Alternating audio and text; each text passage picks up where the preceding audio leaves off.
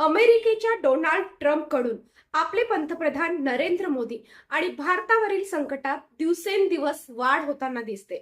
ट्रम्पने गेल्या वर्षी टप्प्याटप्प्याने लावलेले 50% टेरिफ आता थोडे थोडके नव्हे तर थेट 500% वाढविण्याची धमकी दिली. यामुळे भारतातल्या अमेरिकेला निर्यात करणाऱ्या उद्योजकांचे डोळे पांढरे होण्याची वेळ आली.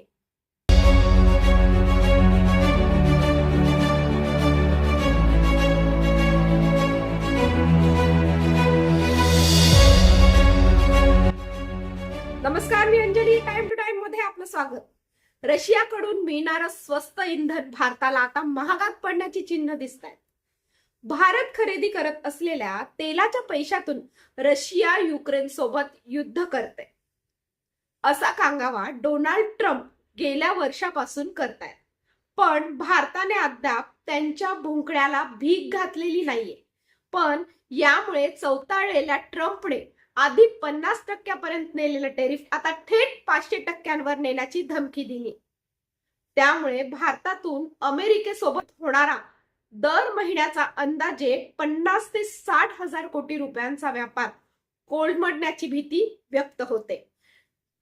ट्रम्पच्या टेरिफची धास्ती देशातल्या टेक्सटाईल इंडस्ट्रीने आणि प्रक्रिया केलेल्या अन्नाच्या उद्योगाने घेतली होती. त्याला आता 500% टेरिफमुळे या व्यावसायिकांना डोक्याला हात लावण्याची वेळ येणार आहे. एकीकडे ट्रम्प वारंवार भारत आणि पंतप्रधान नरेंद्र मोदींवर स्टेटमेंट देत असताना भारत सरकार मात्र मौन बाळगून आहे. ट्रम्पने जर टेरिफ वाढवलं तर येत्या दिवसात देशातल्या तसेच महाराष्ट्रातल्या कापूस उद्योजकांना, कपडा निर्यात आणि कोकणातल्या फळ उत्पादकांना, विशेषतः हापूसच्या निर्यातीला मोटा फटका बसू शकतो. हमने इन टिप्पणियों को देखा है. भारत अमेरिका पिछले साल 13 फरवरी से ही एक द्विपक्षीय व्यापार समझौते पर बातचीत करने के लिए प्रतिबद्ध थे. तब से दोनों पक्षों ने एक संतुलित और पारस्परिक रूप से लाभकारी व्यापारिक समझौते पर पहुंचने के लिए कई दौर की बातचीत की है. कई मौके पर हम समझौते के बहुत करीब पहुंचे हैं. रिपोर्ट की गई टिप्पणियों में इन चर्चाओं का जो विवरण दिया गया है वो ठीक नहीं है.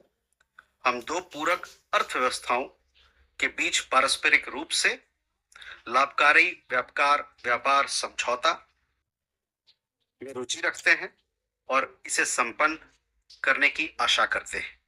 संयोग से हमारे प्रधानमंत्री और राष्ट्रपति ट्रंप के बीच 2025 के दौरान 8 बार फोन पर बातचीत हुई है, जिसमें हमारी व्यापक साझेदारी के विभिन्न पहलुओं पर दोनों नेताओं ने चर्चा किया. भारत सरकार अमेरिकेच्या प्रत्येक हालचालीवर बारकाईने लक्ष ठेवून आहे. वास्तविक भारताने रशियाकडून आयात होणाऱ्या तेलाची आयात कमी केली.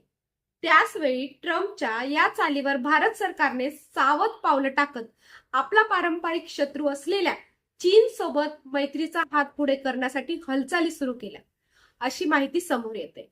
तसं वृत्त एका आंतरराष्ट्रीय न्यूज एजन्सीने दिले. येत्या काळात भारत सरकारला रशिया सोबत तेल खरेदी चालू ठेवायची असेल किंवा ती कमी करायची नसेल तर अमेरिकेच्या टेरिफची मार झेलावीच लागणार आहे. त्याच वेळी भारत चीन सोबत व्यापारी, व्यावसायिक आणि औद्योगिक संबंध वाढविण्याची शक्यता नाकारता येत नाही. पण चीन हा भारताचा कधीही विश्वासू सहकारी राहिलेला नाही.